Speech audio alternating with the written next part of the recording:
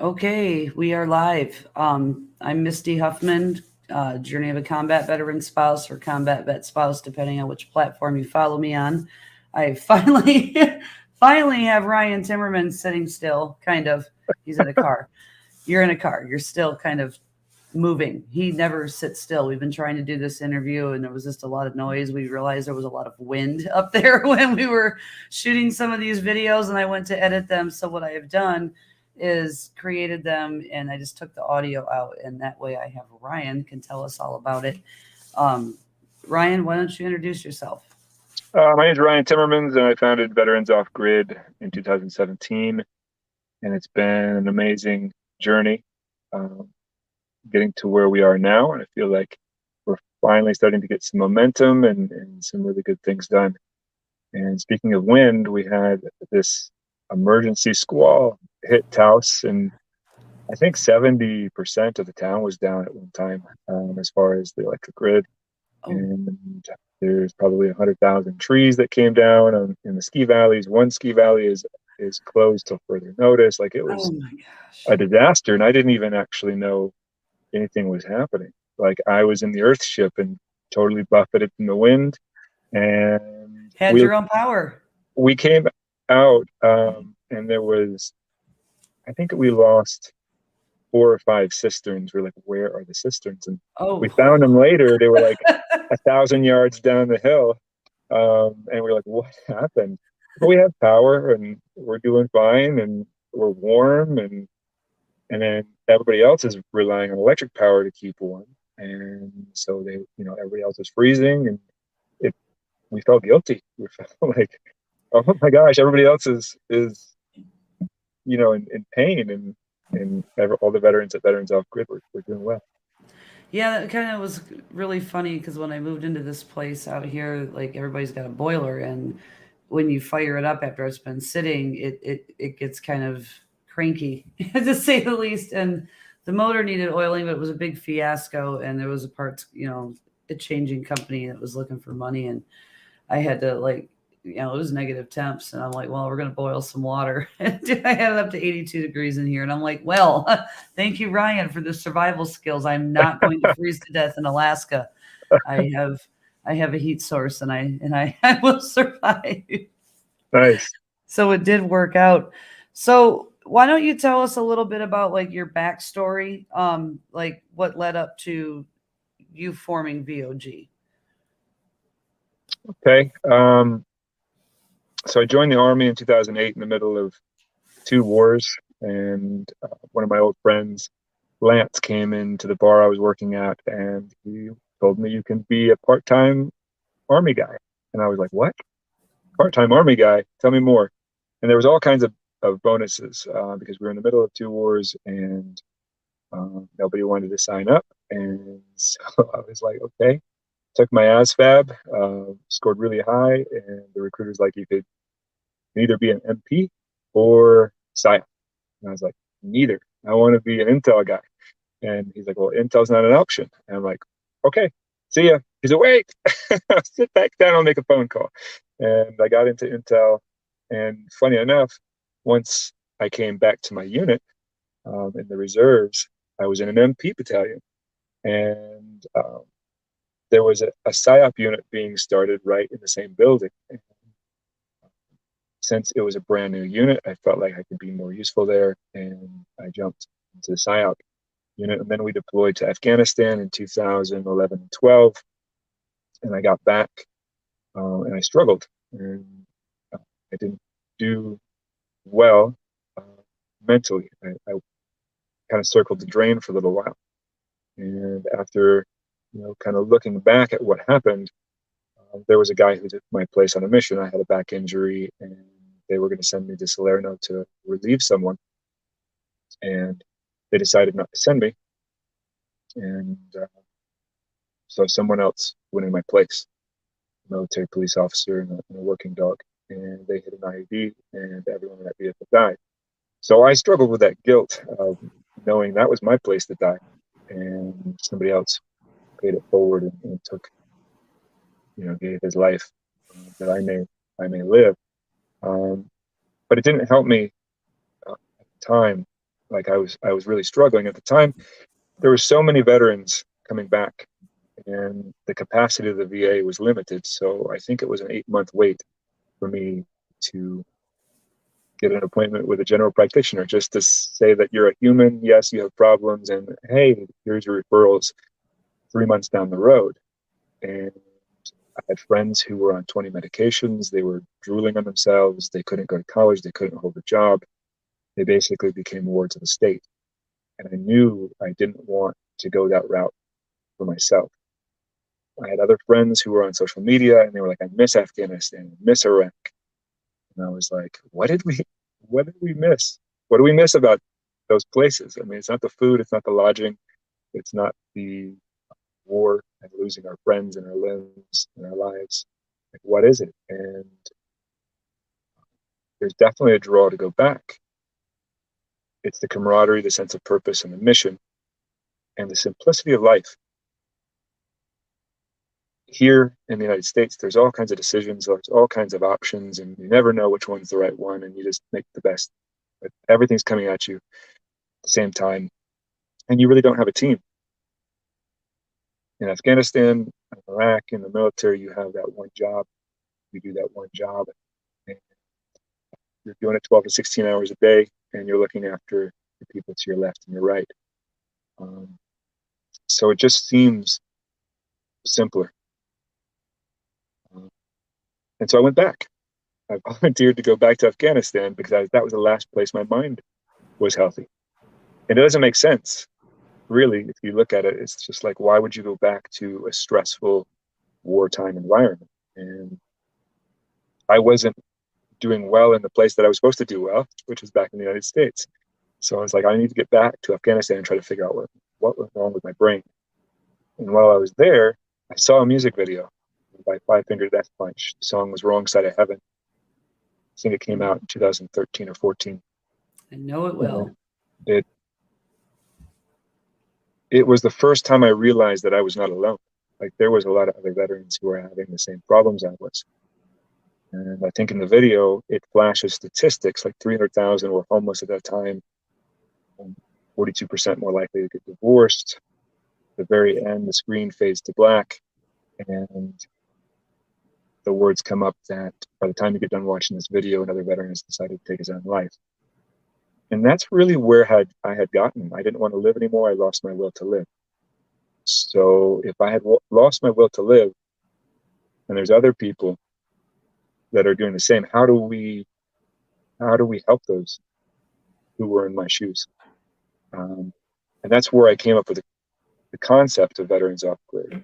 All these people, they went back to Afghanistan and to Iraq to serve their country. What if we had a place in the United States they could go and be surrounded by their peers and be working towards another mission to help the planet?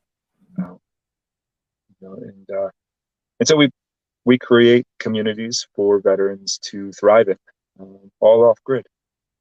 There's no electric lines going into our property. There's no water lines going into our property. We create our own water. We create our own electricity. We create our own heating and cooling. We don't have HVAC systems. We grow our own food on site. We build recycled materials.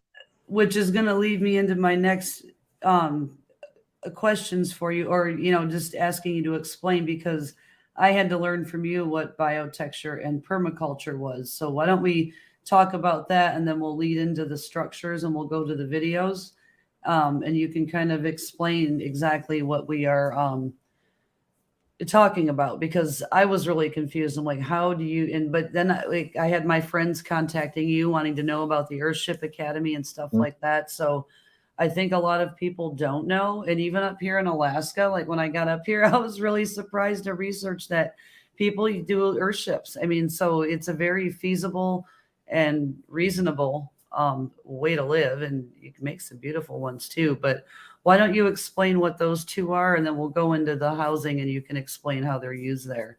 Sure. Earthship biotexture with Michael Reynolds. Michael Reynolds is a genius. Like, he started in I think probably the 70s, just showing people that they can build out of trash. And previous to him coming around, most people were just throwing their trash into a giant hole.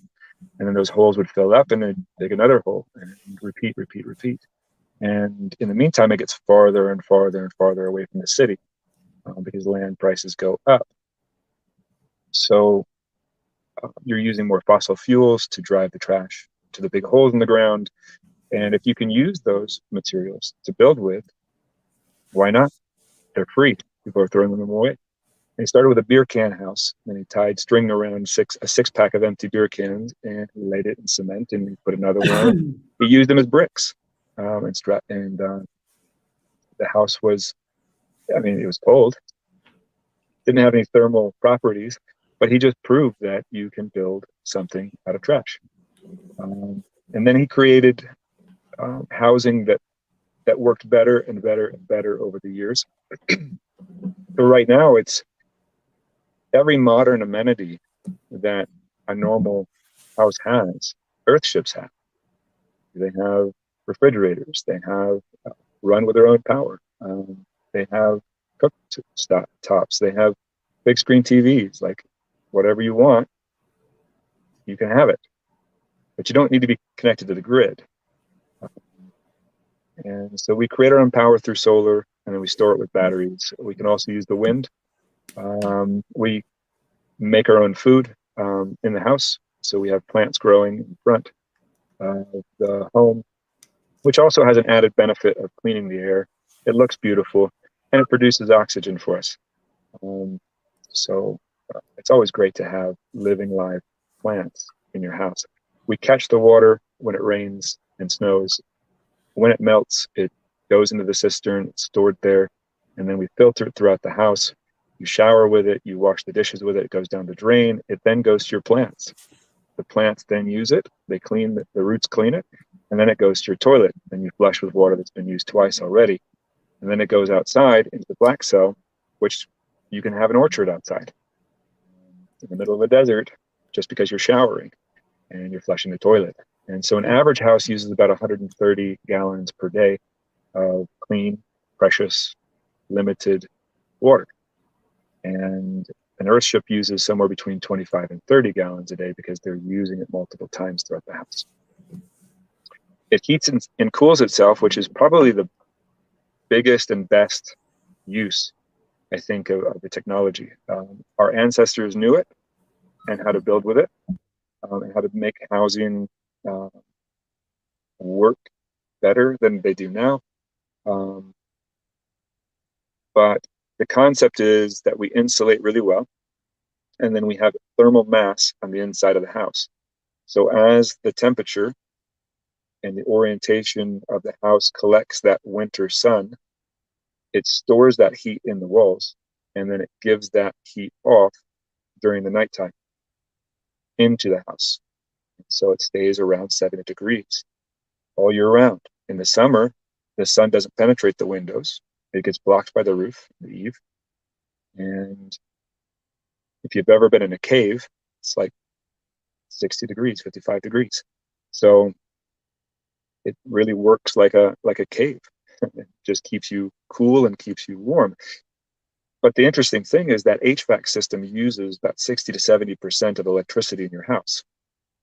And so if you don't have to produce that electricity, not only do you not have to replace your HVAC system every 10 years and maintain it every year, but you need to produce less electricity and you use less electricity. So you don't have to have gigantic solar arrays and gigantic battery banks. And then if a disaster comes, a hurricane, an earthquake, or whatever, you're perfectly fine. You don't have a whole bunch of problems when the grid goes down. We have some earthquakes out here. Apparently, we just had a solstice earthquake. I didn't feel it. Apparently, it was like a 6 magnitude. And I'm like, well, I guess if I don't feel those, I'm good. But they happen quite frequently up here. So, like the tire bale idea that you were talking about, which we'll get into further. But I'm going to pull up the video here. Let me see if I get this right. Let's see if I get everybody right. Okay.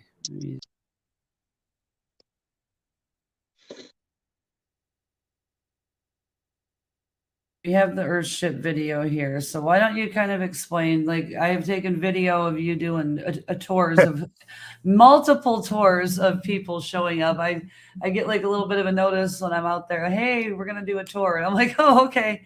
But Ryan Sure. really is great about explaining these things, and he's very intriguing because every time you go through one of these tours, you learn some little new tidbit of information that you didn't quite catch at first. Yeah, and this is like the worst house to show because I know, right? this was already on the property before I got there, and it's facing east, and you really want to face a passive solar house south if you're in North America and north if you're in South America. But this one's facing east, so it doesn't perform all that well, and that's No. plexiglass that we're pointing to right now, and you really want, glass so that it's more insulative. Plexiglass just releases all the heat. So it's cold. It's 40 to 50 degrees in that house in the winter time, and in the summertime, It's a hot box. probably about it's about 75. We fixed it by putting some shade cloth, Oh shade yeah, cloth true. on that.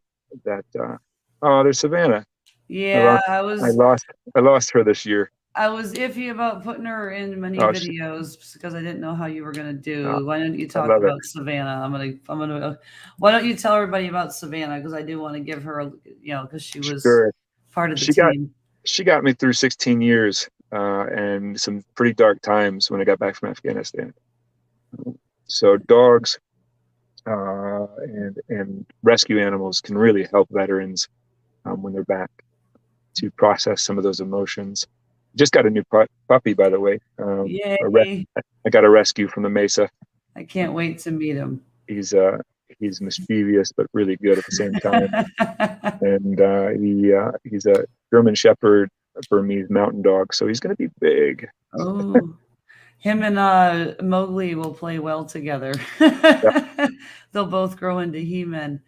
But So there's a vent that I'm pointing to right there in the ceiling, and you really want to vent out hot air if there's a buildup of hot air. The problem with this vent is it's in the back of the house, which pulls air because it's sunk down into the ground. It pulls air from the greenhouse, and that greenhouse gets like 130 degrees without a shade cloth. Yeah, it's about 95 to 100 with a shade cloth. So you're really pulling. I didn't create this building, but the builder created a convection oven for humans. And so it doesn't work all that great. So we insulated it, and it really does stay around 75. Yeah, it's definitely tolerable in the summer the way that you've changed things up with this one. So he put in an air conditioner to fix the problem, and so this just doesn't make sense. No. This is another principle of Earthships, is that you can use recycled materials, and all of those are tires. That's a whole wall of Why tires. don't you explain where these lovely gigantic pile of tires that we have at VOG that everybody thinks that we like to collect now up there on the property that we're now like the local tire dump, where they actually came from originally? Oh, well, there was a group that was in the news, I want to say 2018, and they were Islamic jihadists, and there was 2 men and 4 wives and 14 kids, and they were training their kids how to shoot other kids at school shootings.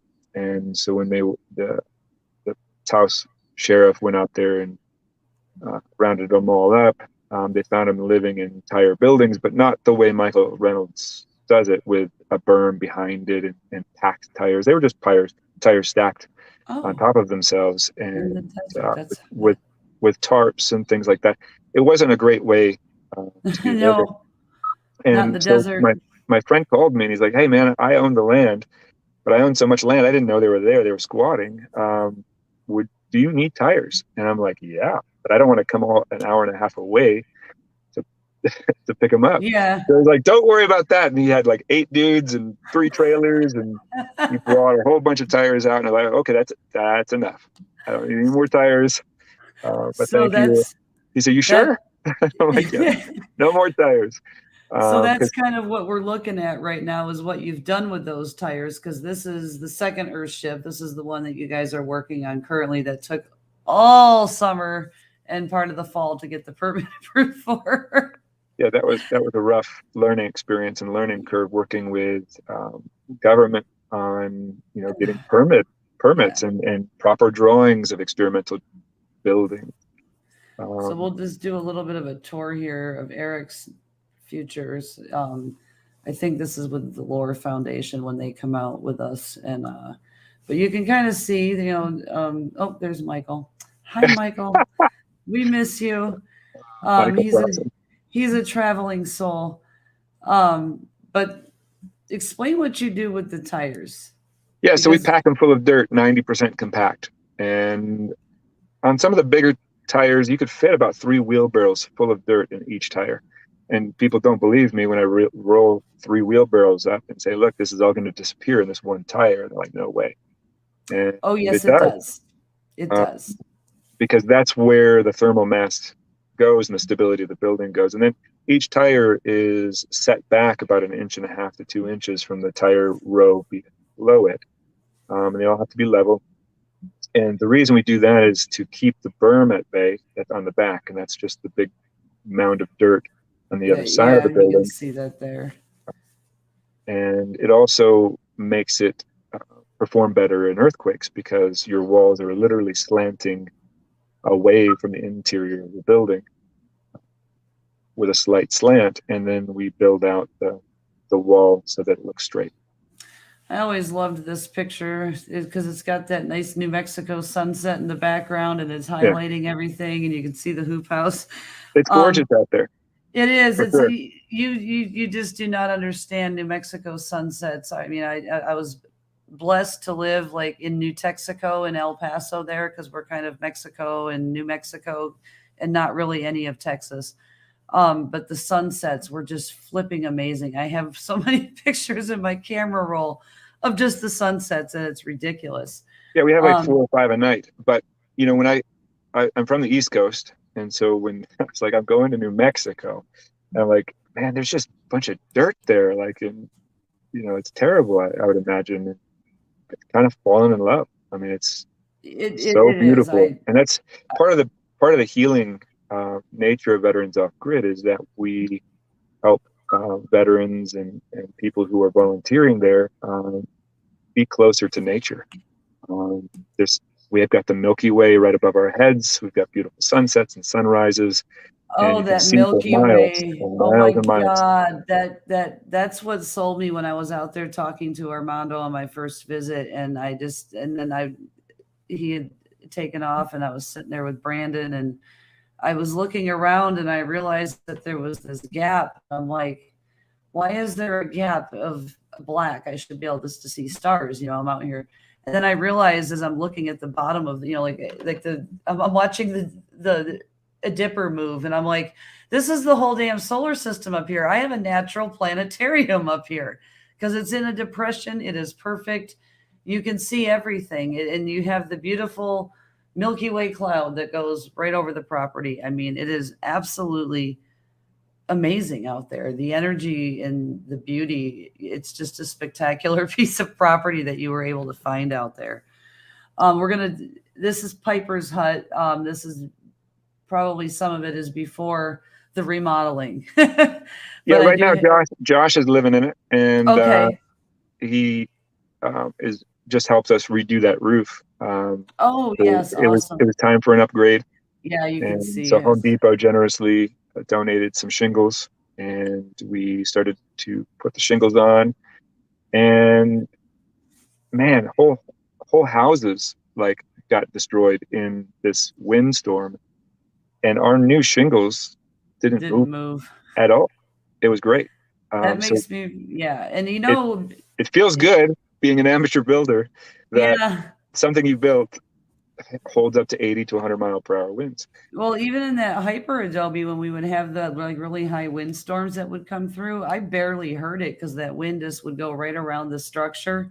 Yep. And you could, if it weren't for the windows, I would have never known.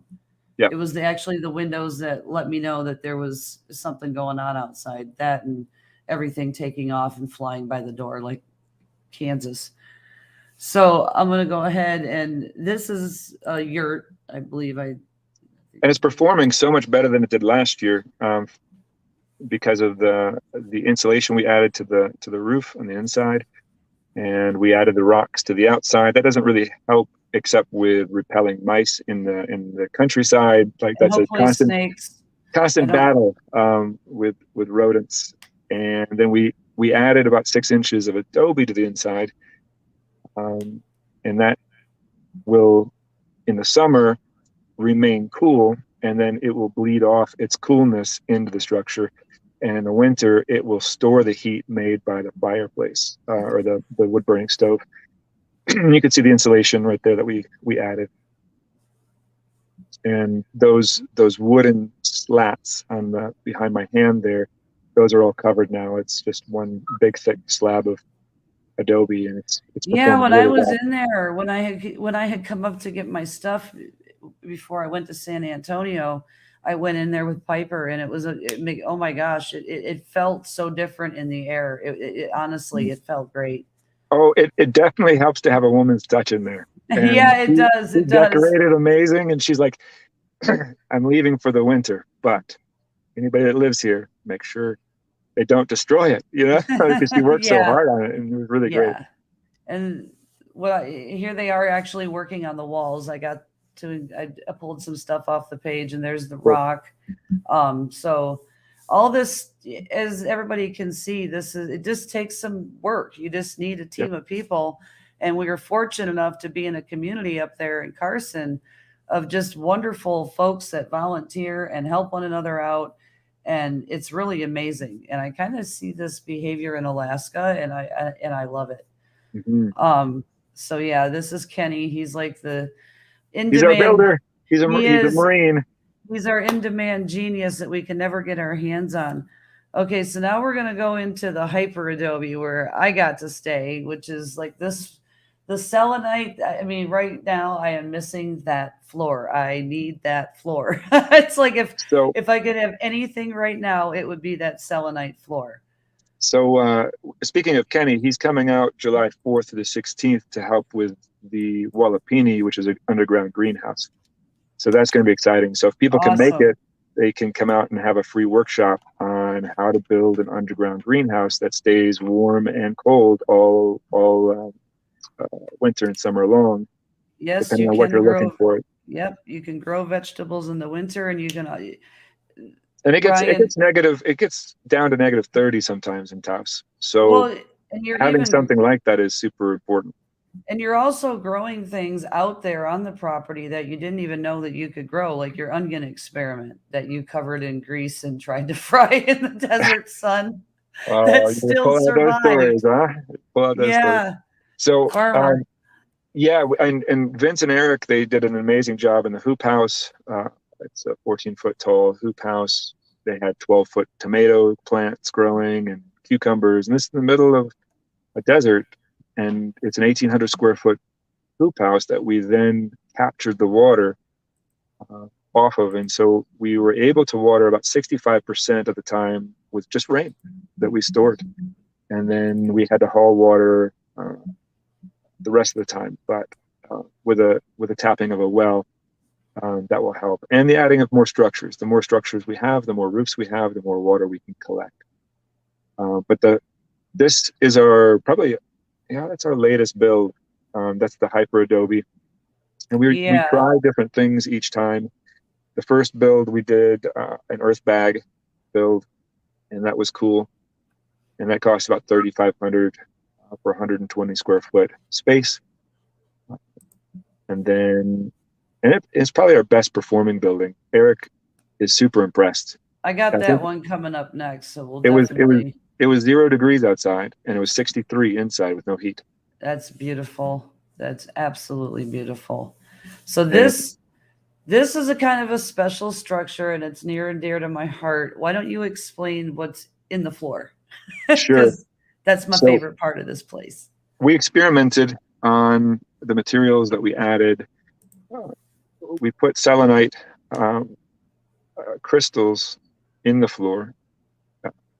from a veteran who has a selenite mine that he mines selenite crystals out of.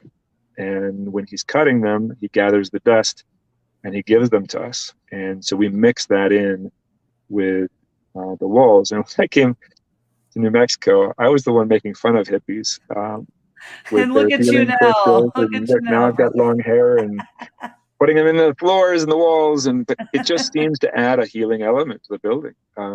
We also experimented with ground up glass. The county needs to get rid of their glass supply. If you don't break it and you just put them in the landfill, then the volume of the bottle is much bigger than the parts of the bottle. And so if you crush it and tumble it, then you can put it in the landfill and it takes less space. But why not use it? It's a resource we can use. And the reports online say that we're running out of buildable sand.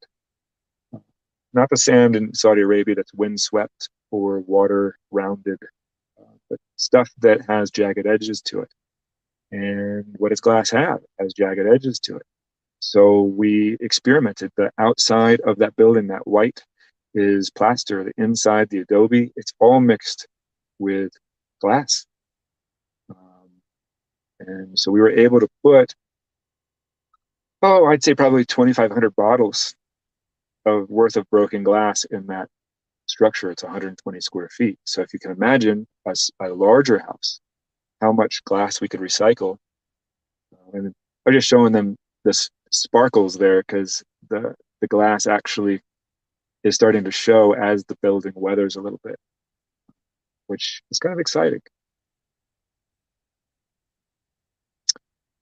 But this was inhabited, this little structure was inhabited by Shai and David. And David came to us from Michigan, and unfortunately he passed away in Michigan this year. And so we've left that building empty for the winter in honor of David.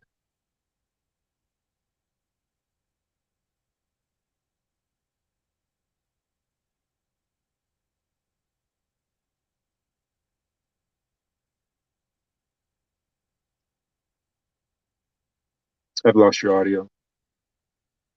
Sorry, I had the mute button on. Thank you. This is just my favorite structure. Just the selenite, and then I got the dragon's tooth out. We had it out there in the front. It was so hard to leave it because it was just the energy in that place was very, And very. maybe amazing. you should tell people what it did for your back. Yeah, so Ryan didn't tell me anything about the floor. I just really liked the round structure and wanted to stay in it because it was finally open. And I had the opportunity. So I like to sleep on the floor. It's no big deal to me. It's just the way I've always been. And I woke up in the morning and I've had 2 back surgeries and a damn hip surgery, and everything in my body hurts like a 90-year-old lady every day. I got up off that floor and I stretched and I was like, I don't hurt. There's nothing that hurts right now. And I went flying up to the Earthship and beating on Ryan's door. And I'm like, I don't hurt. I don't have any pain. And he's like, well, that's interesting. And it informed me about what was infused in the walls and the floor. And then, I had shown, I think I got a picture of the selenite crystal itself there. I think I showed a piece of it. I don't know. It was somewhere in the little slideshow, but right there. So this is the magic. And what this is compressed gypsum. And in New Mexico, that's what the White Sand National Monument is gypsum. So you have a lot of this selenite available in the mines down there. So this is a great energy crystal. And I'm still trying to get a package out to one of my followers. It just keeps coming with me everywhere. But we did a birthday fundraiser for VOG with mine, and we did the sage and the selenite for people. So now we have the earth bag. This is the one that you were talking about that has that and this is Eric does such beautiful pictures with this. I was like, Yeah, this is just amazing. yeah. Eric's a great photographer. But there's one thing you left out of that story, Misty, is that when you came to your conclusion that nothing hurts, and you were like, I've got to tell Ryan, it was like 6 a.m. and Oh you're like yeah. busting into the house, and you're like, nothing hurts, and I'm just like rubbing sleep from my eyes. Like, what? Who's dead? Who's dead? Like, what's going on? What's the emergency? No, I have no pain. Uh, I okay, just kind of, okay, yeah, I always forget you're on Mesa time, and I'm like, well, the sun's up. Everybody's got to get up because we have to work during the day because it's solar. And no, not everybody gets up at 6 a.m. when this, but I had these giant windows with the sun beating in, and yeah, it was like, hurrah. yeah. But it was a great awakening that day. So the Earth bag is a little bit different compared to the Hyper Adobe. Why don't you explain how? So it doesn't have a loft for one, and so that makes it perform just a little bit better because there's less space. You can see my head is near the roof there, but it Oh is. yeah, the slant, yeah. They both have the same amount of insulation in the walls and in the roof. It's well insulated, but the real magic happens in the thermal mass, which is the adobe, probably 16 inches of adobe. And the difference between an earth bag and a hyper adobe, which is the round structure we just saw, is that the earth bag are like sandbags, but not filled with sand. They're filled with just regular mesa dirt that's been dampened, and it turns into an adobe, hard as a rock structure. And then you just tamp it down level.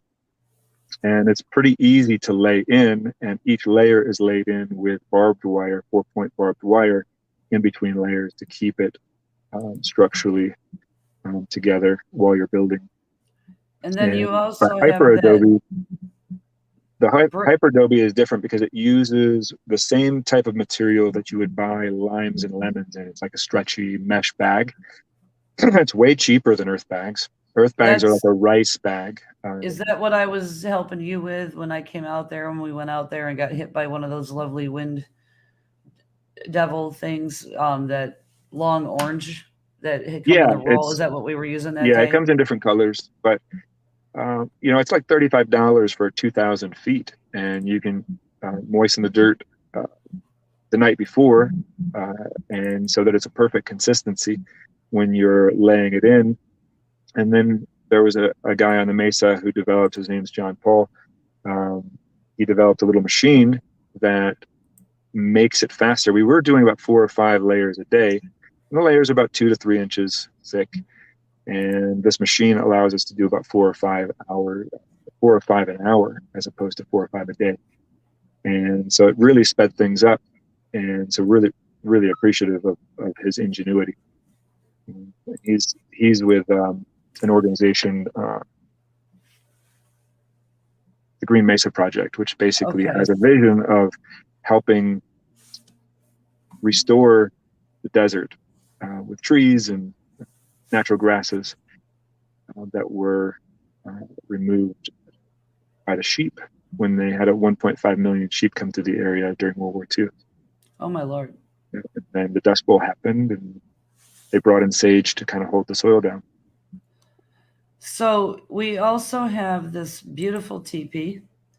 And then you utilize that in some pretty unique ways this year. Why don't Mm-hmm. you talk about this awesome teepee? It's a 26-foot teepee we got from Nomadic Teepee, and they are it is absolutely humongous. Like when you're inside, it's just you have a feeling of awe, and that's the fire pit. So there's not many nonprofits. In fact, there's only one that I know of on the Mesa, and there's just a lot of poverty there. And there's Taos in the background.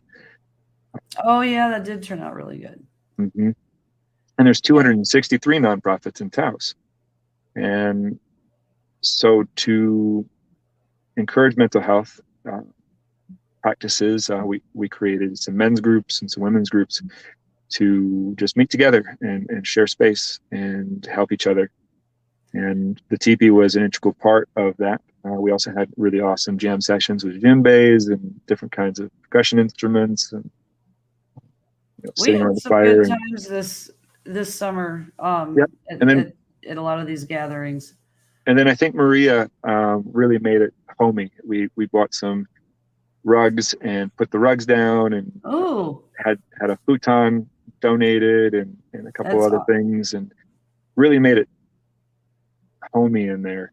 Piper had made a really great post about the women's group and like the being Mhm. able to talk and express things and being able to have that support. And, you know, that's really important in the veteran community. And even with the spouses, that's my thing is like, we all need to come together, but, you know, have our space to, you know, to do these things and interact and work with other people who are dealing with the same stuff and share it, because you know a lot of what happens gets bottled up inside and then it explodes when that little fuse is lit, you know. And Sure. seeing all that, you know, there was really no fights on the mesa. We went to all these, like at Jaya's birthday and like the full moon party that we were up there, you know, everybody's just vibing and having a great time. There wasn't a single fight. You're not walking around worrying about, you know, who's going to misbehave. It was just a relaxed, wonderful experience. Like I do miss it. This glass road, it's beautiful in this full moonlight. I'm sure it's gorgeous right now. But let's talk about this glass pile. So Taos has a mountain of crushed and tumbled glass. When the recycling center was opened, they would take the bottles and people felt good about it, and then they would crush them, and then they would tumble them, and they would pile it, but there was really no end user. And so it just became a giant pile of glass in the middle of Taos. And I was like, well, why don't we utilize that? And I had, you know, problems with my roads because the mesa dirt, you know, in the sun, it's super hard as a rock. It's very difficult to dig.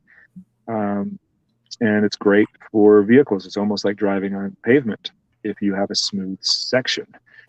But as soon as it gets a little bit of moisture, it's like the Super Mario Kart and the oil slick, and you go flying into the stage. And I think I hauled Misty's vehicle out of the ruts twice when, you know, we got a little bit extra rain. Oh God, that was bad. It literally turns almost into quicksand. It was bad. And you know, when you come back, Misty, I worked all of the month of March, bringing probably 100 tons of pit to run. That spot that I hate?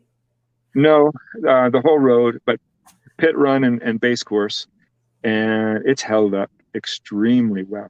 Oh, I bet Larry's happy now. Larry's one of this glass we use on our property because I got in trouble. My neighbor complained and threatened to sue the other neighbor because I had dumped it on the forest road, and so I had to clean all of that up. She's such a peach. And then I brought it to my property, and it keeps my road perfect. Oh, it does. And then it sinks down. Like folks, when we were walking down towards the hoop house, you can see that it's not as prominent down there because it's worked itself into the soil and stabilized it instead of just sitting on top of it. Like, you know, it's amazing. And glass is made from sand, so if it breaks down, well, it's just going back to its original form. Mm-hmm.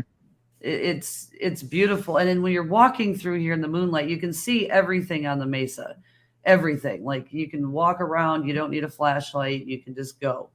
And it's so beautiful. It glistens. Like it's just absolutely amazing. What future builds are you guys looking to do? Because everything that you're doing is usually an experiment. Yeah. So like, what are you wanting to experiment with in the future? So we've got 5 projects set for 2022. And one of them is the underground greenhouse called a Wallapini. That's going to be vital. It's going to be 50 feet long, 18 feet wide. It's already been excavated. All we need to do is the bag work, the roof work, the shelf work, and then we're good to start production. And that's going to start producing microgreens and all kinds of plants for us to get a head start on. So early start plants, because we can grow them in February for planting in April. And then, you know, we can really get a jump on the season and possibly get 2 rotations as opposed to 1 rotation out of that hoop house. And we've got the Earthship that we're finishing, the one that's going to be Eric's. That's a 400 square foot Earthship. The tire pounding is mostly done. It will be done by the end of the winter. That's the hard part. Yeah. And then we just need to do the bond beam, the roof, the front faces, and then the rest of the interior design. We've got the outdoor kitchen, which is going to be an amazing project because we're going to do all bottle work, and we're going to have designs in it so that it's going to be more of a piece of art than a building. And that's going to be a multifunction space, so you could even do meditation or yoga in it. And then it's going to have these beautiful arches to the north and south with concrete infused with glass inlay. It's going to be beautiful. And we've got a tiny house coming, so we need to finish out the interior of that to house more volunteers. Oh yeah, we're going to do a tire bale prototype. Yes, I'm really excited to see how this works. And this is going to be not a house. This is going to be more community space that we can use in the winter. And it's going to be in like the ultimate healing space. So not a whole bunch of stuff going on. People can meet in there and do yoga, Reiki, massage, anything that needs to happen to support mental health. And yeah, that's like super important. Are you guys going to do the geodesic domes still? Not this year, but we do have one that was donated from the college. We need to do a foundation and then do the rest of the work. But the bar work is done. We can just transport it. It's pretty easy. Awesome. So I'm gonna show how I didn't know what the hell a microgreen was, but I fell in love with the damn radishes. Like I really miss the radish microgreens. Yeah. But I'm gonna show the video here of the beautiful microgreens at the farmers market. If you just kind of want to explain what you guys are doing with the process and the income, like all that jazz. Sure. All of the microgreens bring in donations to Veterans OffGrid, and they're super nutrient dense food, and I highly recommend them as a natural part of a diet, especially with all the processed food that we eat. It's vital to get nutrients, and I think microgreens are the best way to do it, or one of the best ways to do it. And it's basically like a little plant. Like you just take the seeds of a radish, you spread it out, it grows, and then you harvest it, 7 to 11 days later. And it is just delicious. I mean, it adds so much zest. Oh, yes. Yes, they're all different except for arugula. Not a fan. I like arugula too. And, but Vince introduced me to a sweet corn. Oh, that's grown completely in the dark. Yes. And it's like candy. It is. What? This can't be a vegetable. It literally tastes like corn syrup. It's quite literally that sweet. Yeah, and it's like this color, friggin' yellow. It's just so pale because it's completely in the dark. So you guys had done the farmers market this summer. I had come up and helped out and did the cash, and because you were definitely busy interacting with the community members, and Vince was definitely busy hacking at microgreens. So that left me there. So that was nice to keep your guys' hand free because I think in the video, I'm pretty sure you're talking to somebody. There really wasn't a minute that Ryan's attention, and there's people waiting to talk to him. What type of things do you guys do in the community? I know we do the Volun Tuesday, but what other kind of activities does VOG get involved with? Yeah, so Angie created the concept of Volun Tuesday with the house that love built, and people would just show up with a window or whatever they wanted to bring and had extra of, and it built a house with a bunch of caring individuals, and that became Volun Tuesday. So every Volun Tuesday, we pick a different host site. We go and help them progress on their project. And Veterans Off Grid kind of shepherded it this year while Angie was in Costa Rica, and we went to different home sites, including Veterans Off Grid, and people would show up. And I think the biggest one was like 25 people. And when you get 25 people together, like you can get a lot done. You can get a lot done, yes. but the focus isn't on getting a lot done. The focus is on building community, and talking to each other and keeping connected. And as a result, things get done. That's what was beautiful about being out there, was the community involvement, and you're actually interacting with people and not a freaking electronic device. Right. Like, I would leave my phone on silent if we were all out somewhere, or if I was working on the property, I just left my phone in the hut. I didn't even care, because there's actually, like, I really missed, especially after being isolated in this pandemic in hotel rooms, to actually come out there and have like a one-to-one conversation with somebody in the physical flesh was pretty shocking. I know that you have some collaborations like within the community, like with the monolith on the mesa, like with the recycling and stuff like that. What else do you have going on up there? Sure, we helped them with a recycling program on their first inaugural year, and then unfortunately COVID hit and they had to shut down. And I do believe the founder died last year. Oh, so no. he was an amazing person. So I'm super bummed about that, because that was like a Burning Man, but for metal. Yeah. It was really cool. I had heard about it when I was in El Paso. I had seen posts. Yep. So as we grow, our community involvement gets bigger and bigger. But we partner with Not Forgotten Outreach and some of the other veteran organizations in town, and some of the local churches. But as we grow, those partnerships will get bigger and bigger. Our biggest partnership right now is probably the UNM Taos branch. I do have. I'm going to show that right now. I have it on the slide here. So go ahead and explain that. So Not Forgotten Outreach is doing a farming class in partnership with UNM, and Veterans Off Grid is going to be doing a building track. The goal is for people who want to build their own off-grid house, they can come to this program.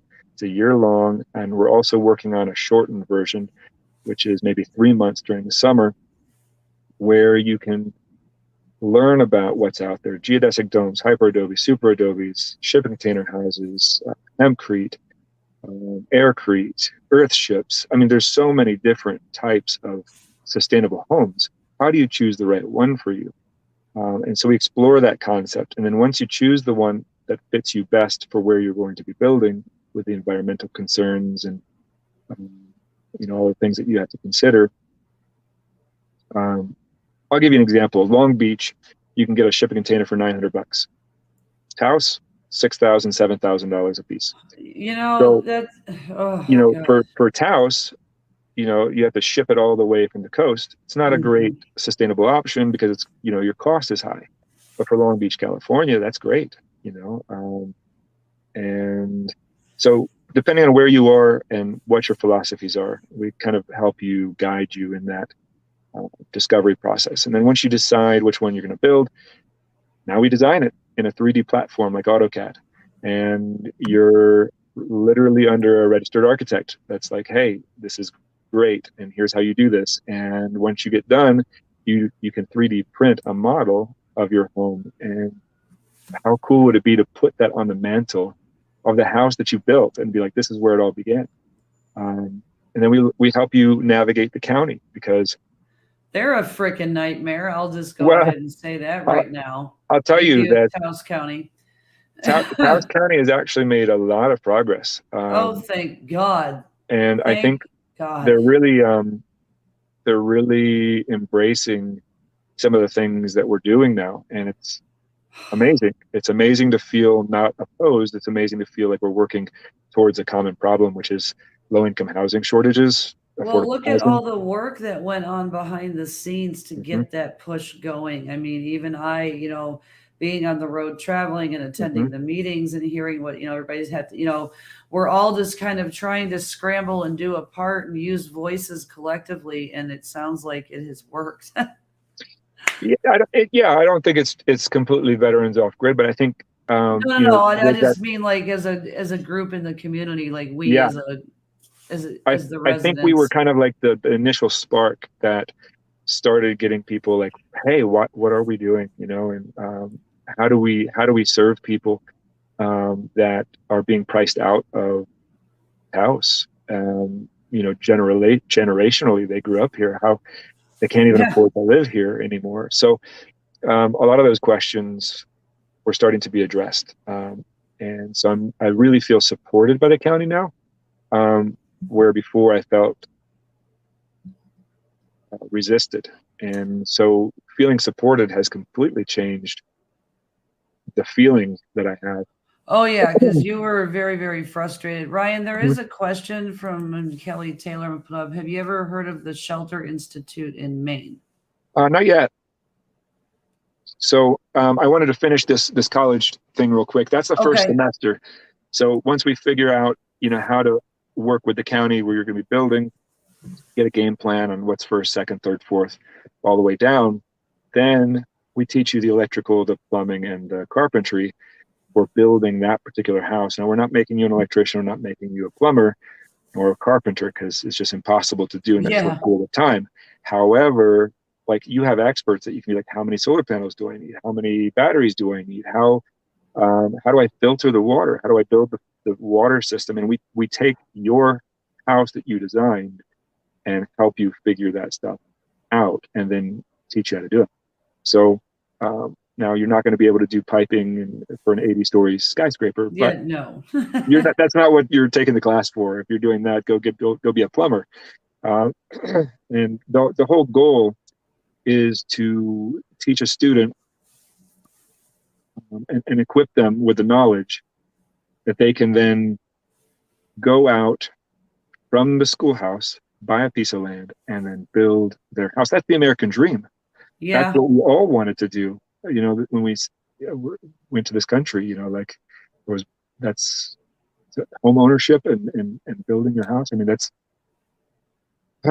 goes back way back. So I think that's kind of been lost a little bit, along with some of the technology that our ancestors used to possess. And so, how about we bring some of that back, some of that know-how? Now, I think it'd be helpful. is a financial aid able to be obtained to take these courses? Yeah, it's FAFSA approved. So if you still have FAFSA money, that will work. It's also GI Bill friendly and work Awesome. rehab friendly for veterans. And there's also scholarships for veterans, $5,000 per time period. And I'm not exactly sure how it works or what time period it is, but people that serve during certain time periods have an additional $5,000 scholarship available in New Mexico. And the college is a laughable cost. Oh, it Um, is. it It's is a, it is far yeah. less than $5,000, and I think that's out of state. Oh, dear God. I think it's like $1,800 or $2,500 or something like that for in-state. Man, it's But don't insane that quote me on that. it's I just didn't see crazy it. that the cost is that high, especially in an area where, nobody can afford a new car. You know what I mean? Everybody drives a used car because like nobody can afford a new car. The cost of living is down except for in Taos, you know, and then they don't like the wages aren't comparable. And then like their restaurants are half shut down because they can't get staff. Well, they can't afford to come to work. It's Mm-hmm. like it's this never-ending vicious cycle. That's one of the things I wanted to talk about. Like we had talked earlier, like issues that you had identified within the community, like the poverty and food security, and that's why you were kind of going in the direction that you are with VOG. Yeah, You we want to, don't want to. I mean, veterans are priority, but while helping veterans, why not solve some other issues? And New Mexico imports 92% of their food. We're a desert. So why not be part of the solution, while helping veterans, and, while growing food and eating organic, pesticide-free, GMO-free food? Why not be part of the solution in the bigger sense of providing food for New Mexicans as well? Same thing with recycling. Taos closed their recycling center. So how about we help with the recycling and use raw materials to build with that would normally would go into a hole. So there's a lot more to Veterans Off Grid than just helping veterans. And for the civilians who are watching, like, it's not just veterans. Like, there's civilians there, like Misty and Piper and Josh, who's there now. People who want to get involved with helping veterans because they feel called to. They feel like they want to say thank you, but thank you, just the words seem to be tired and played out. Why not grab a sledgehammer? Or why not cook some food for the volunteers? Or why not, help a veteran build their house and get to know them? And that turns maybe into coffee or, walk in the forest or hot springs, under the stars. Like, Love my hot springs. Yeah. Like, it's not just work. It's not just for veterans. It's also for civilians. And at the same time, civilians bring, in a way, a ray of hope for veterans who feel like they'll never be a civilian.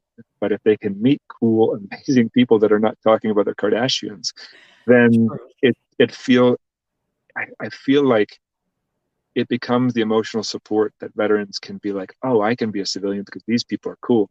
Yeah. And, and they you kind of pave the way for them through building together. Yeah, because I still talk to a couple of veterans, that were up there that, for whatever reason, and it just comes with the territory. There's going to be some little internal conflicts and little things, it's just always the little things that can set people off. But, I still talk to a few of them, and as a support and just a friend. And that made me happy that they were comfortable enough to reach out. You know what I mean? So, even if it wasn't like you or one of the other guys up there, even if it was me, just to feel comfortable, especially as a civilian, to reach out and talk, that means a lot to me. Yeah. And that's what happened to me. Like, I was complaining about the VA constantly. Most veterans do. Oh yeah. Yeah. But then I was like, you know what? That's not really helping anything. I've got 2 hands and 2 feet. What can I do? What can I do to be part of the solution to the problem? We're losing 22 to 24 veterans a day to suicide. We've got veteran homelessness. What can I do to help?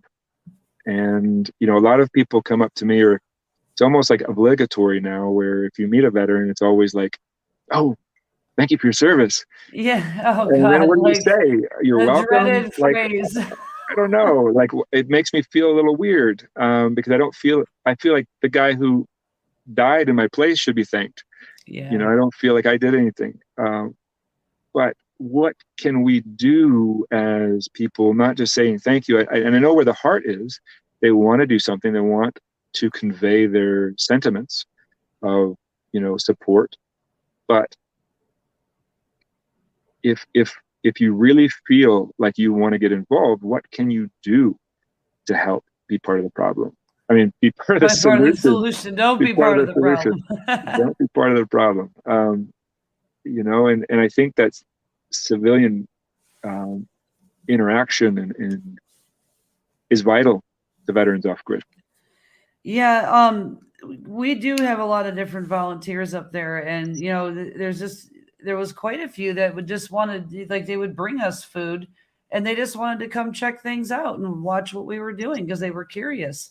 Mm-hmm. Absolutely, I love to teach. I love it as much as I can. I've learned a lot from you, but absolutely, that is the community involvement that's needed, because it's quite literally very, very poverty up there. People are living in shacks or old abandoned buses that have no insulation or heat. So, you know what I mean? Mm-hmm. That's their home. That's what they're living in. So you guys have even helped out with, with the guy who needed help with the CPAP machine, getting him a solar panel so he could, not die. And I thank you for that as a respiratory therapist. What materials do you guys for anybody who's looking to donate, if they have, because you're in the Taos area, obviously you have access to Albuquerque and Santa Fe. What type of materials are you guys looking for up there to be donated?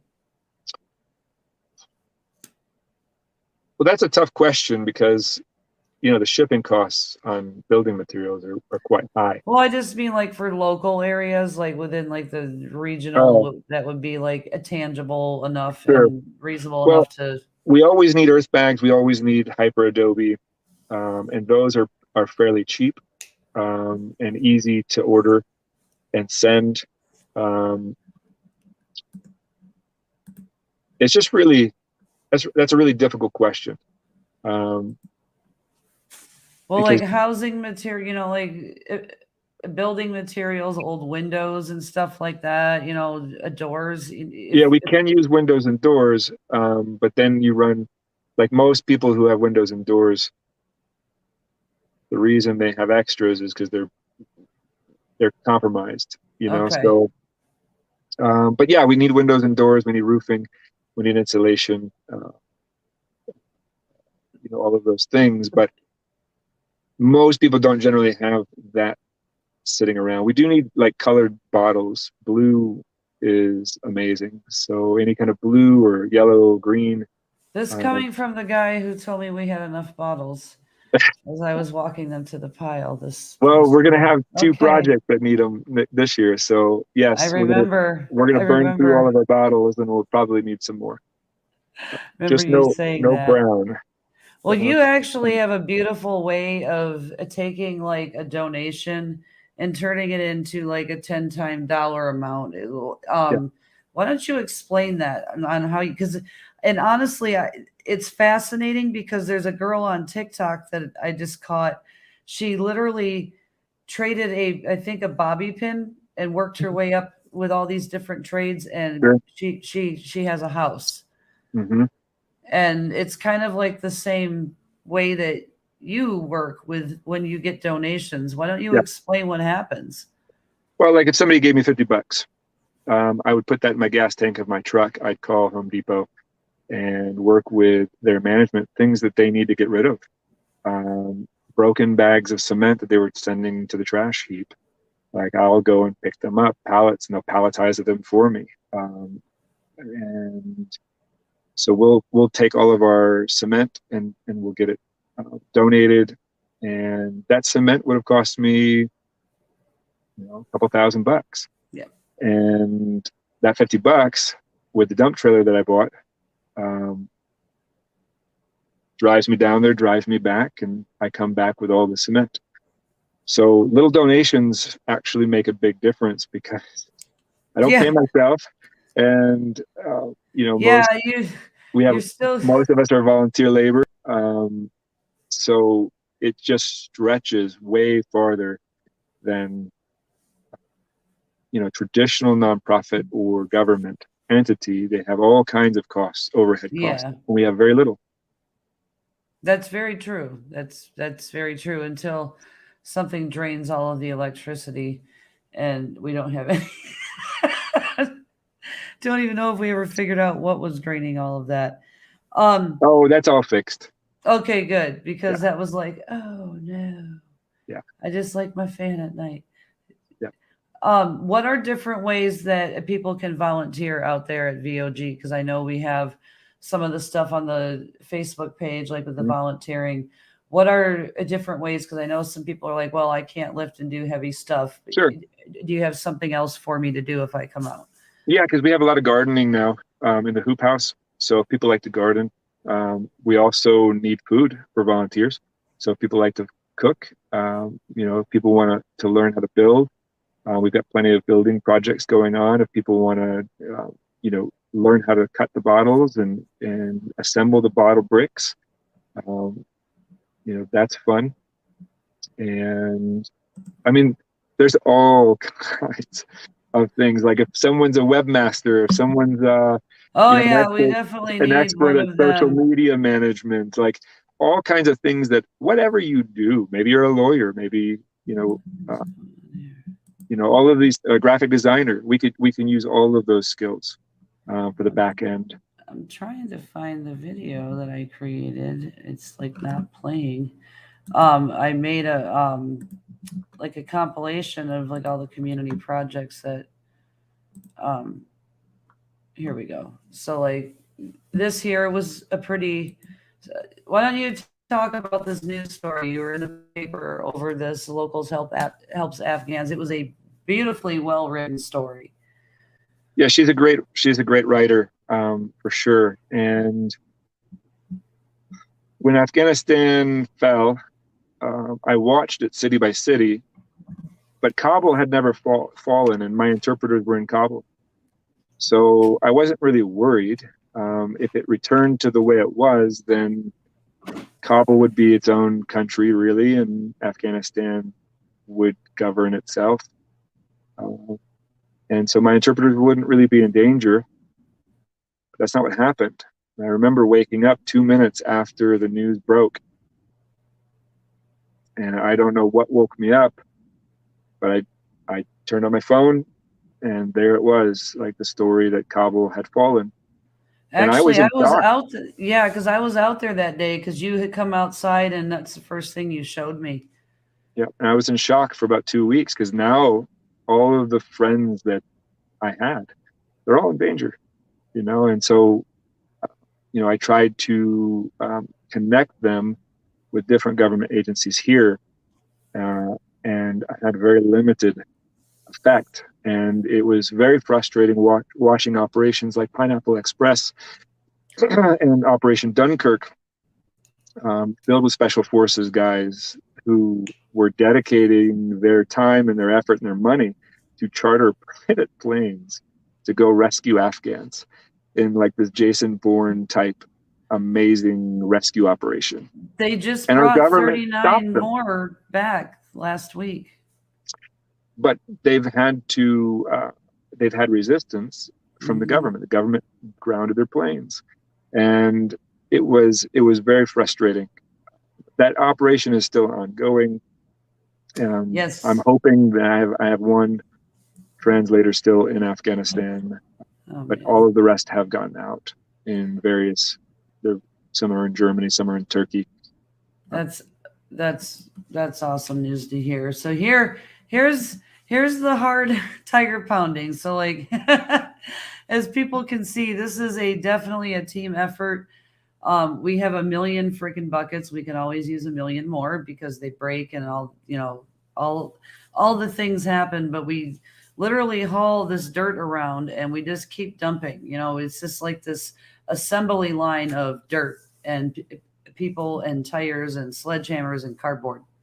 So this is quite literally how the home is built. It's pretty amazing. And then we live in a dirt home. Yeah.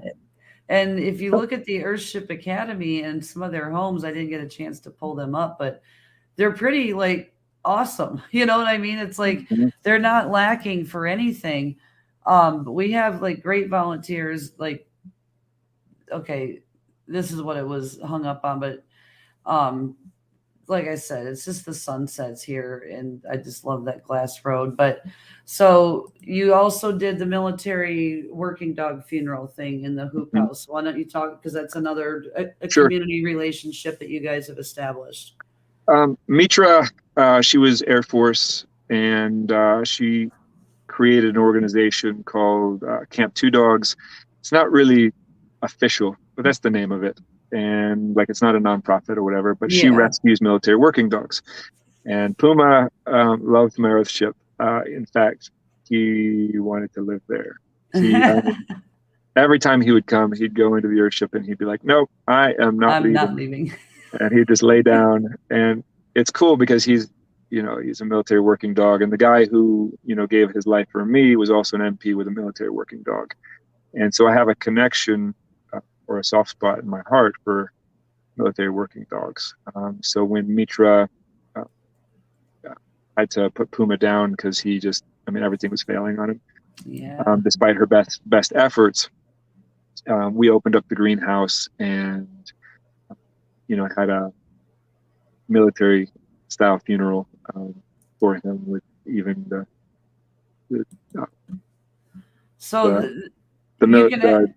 I don't know what they're called, but the guard that comes and Oh, like the honor guard for the thank dog. you, the honor guard. And so they even came out. So it was great. So a lot of people like mistake what this hoop house is, and what's really nice is I got this picture of the volunteers that day.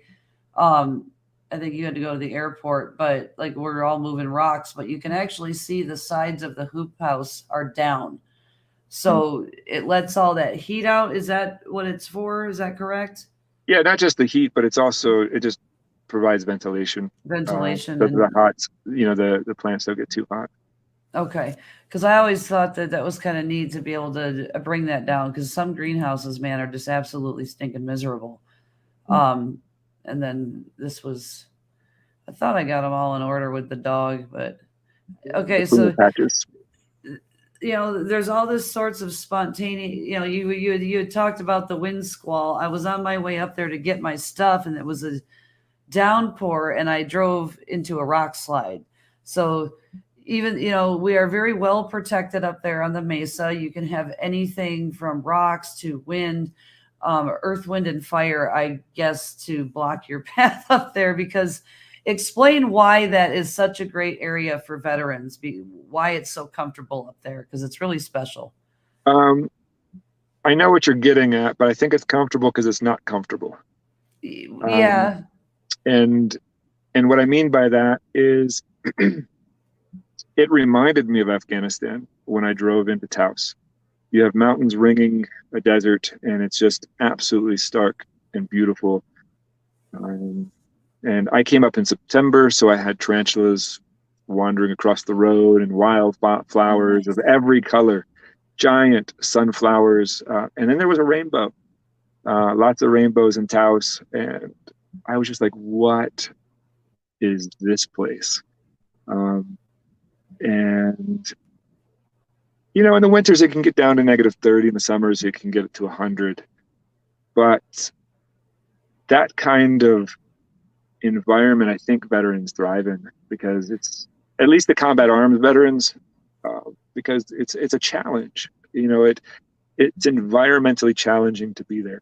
Well, and even the And location of VOG, because you can see everything that's coming in, so yeah, it's not like, and that's one of the things that veteran, that's just like my ex-husband. He had the first house in the beginning of the cul-de-sac hmm, because there's some science behind all of that, but he picked that spot. Like that is sure, his literal bat cave, but he wants to be able to see everything. And you're yeah. not going to, I had and that's, multiple choices of land out there, and I chose that spot because it is on a hill.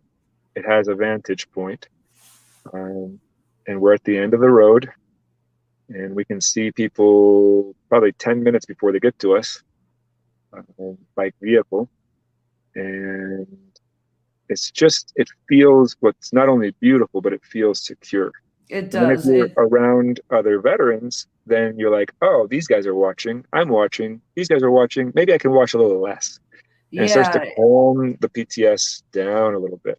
Yeah, because it just lets you let your guard down because you know that you're safe. It's there's nobody coming over the hill in the back. You know what I mean? So it's like Mhm. everything else is it's just amazing out there. And then I'm gonna get to the picture. Okay, so this is our beloved hot spring.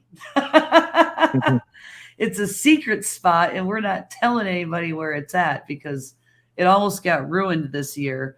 Yeah. But it quite literally has been healing the psoriasis on my arm. I mean, it's almost gone.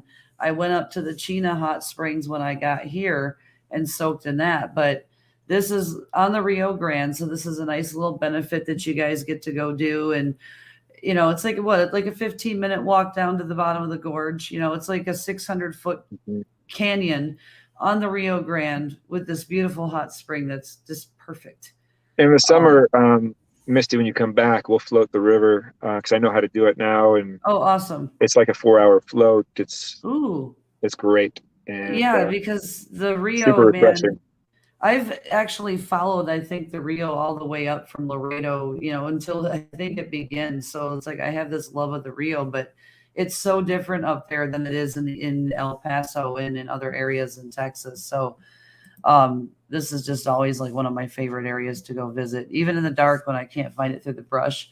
This was one of our get-togethers. I think it was either Jaya's birthday or the full moon. One of our gorgeous New Mexico sunsets. And as people can see, we have giant rock piles every stinking where. Like there's We're just using them rocks. slowly, but we're making more. They definitely, yeah. So, and then this was a Violent Tuesday, I think, over at Ravens where we were building the goat fence. And this is the tires up close. Everybody can see it just kind of settles like concrete. You know what I mean? It's just, that's what it looks like in there. After you pack all that dirt in there, it just kind of settles like firmed up concrete. So it's really enjoyable. Explain these benches real quick. I was a local Vietnam vet, airborne ranger named Matt. Oh man, he's full of joy. Amazing individual. I did get to meet him. We did talk quite a bit out there at that one farmer's market. Yeah, good. I mean, he's an amazing guy, and he made 4 benches. I joke with him. He should have made 5, one for the Space Force, and he just laughed and laughed. He's like, maybe. But he's got an Air Force, an Army, a Marine, and a Navy. Oh, there are 5. He's got a Coast Guard. Maybe he needs 6. Oh yeah. So, yep. So I haven't had a coastie yet come out to Veterans Off-Grid. We definitely haven't. We just had Navy. Yeah. We just had the Navy.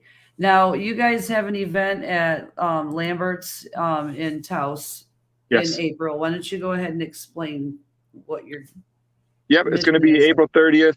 It's going to be awesome. We've got I think 170 person capacity.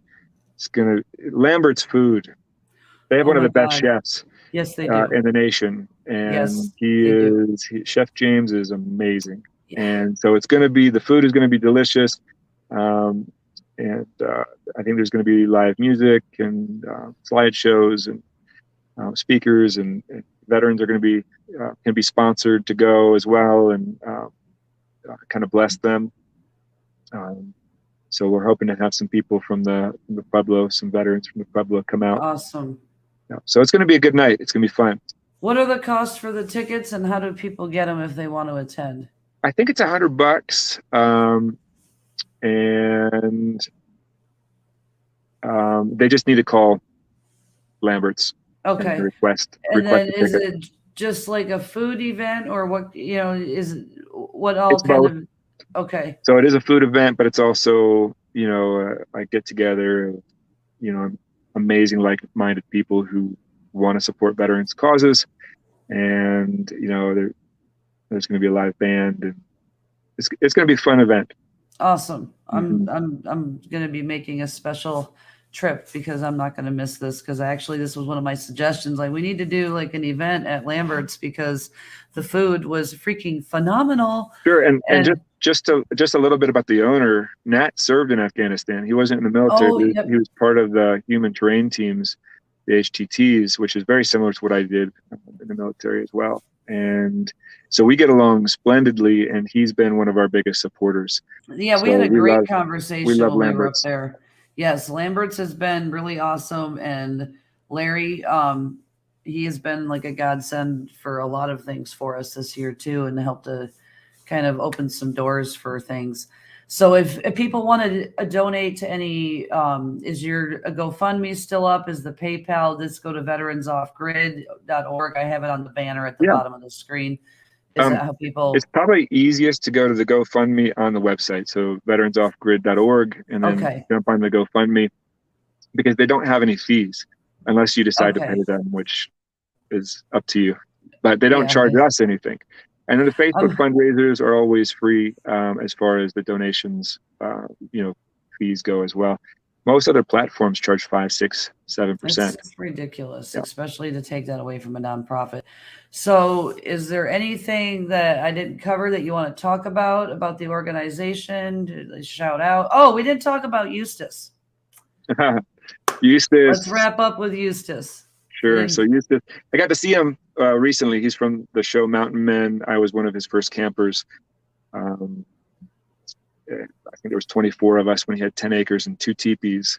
And his center is Turtle Island Preserve in Boone, North Carolina, and it's amazing. And Eustace is amazing. Got to have dinner with him. I just really love that guy. He's really great. So it's, we're in discussions right now. I don't want to really preempt. Well, yeah, no, we don't want. We're in discussions at this point of potentially, a partnership between Veterans Off-Grid and Turtle Island Preserve. So we'll see how that goes, and maybe that'll be a follow-up question later. Mitra has got a fan base in the comments over here, and Patricia says that Mitra is Army, not Air Force. She just wants to correct you. Is she Army? Yeah, that's what Patricia says. She said, that's my battle buddy. Okay. I totally thought he was Air Force. So yeah. Ryan, I'm really happy we finally got to be able to do this. It's been a really exciting year. Looking forward to the new beginnings for next year, because now that you have all the permits and things, we can actually start to physically do stuff. So I'm really looking forward to seeing what happens this year with knocking stuff out, and every year brings something different. And I know that you started off this year that was kind of really discouraging, but then you just had a huge change, and things have been kind of going great ever since then. Yep. So things are going well. Yes. So way to go. I'm glad to call you my friend, and I'm going to let you go. Likewise. Because I know that you are sitting in a car and your butt's probably sore. So no, thank you so much. No, I've got not at all. On. Oh, I can't even get out of the car in the morning after work. I'm just sitting in there on the heated seat. This is pretty damn nice. It is pretty nice. So now I'm looking to buy another vehicle. So now it must have heated mirrors, heated steering wheel, and heated seats. Yep. I'm getting too old for this crap. All right. Well, thank you so much, Ryan. So Ryan, founder of Veterans Off-Grid in Carson, New Mexico. If you want to reach out to him, you can reach out through the page. I greatly appreciate everybody tuning in. If you have any questions, you can reach out to me. I do work with Ryan quite a bit, or you can reach out directly to them through the page. But thank you, everybody.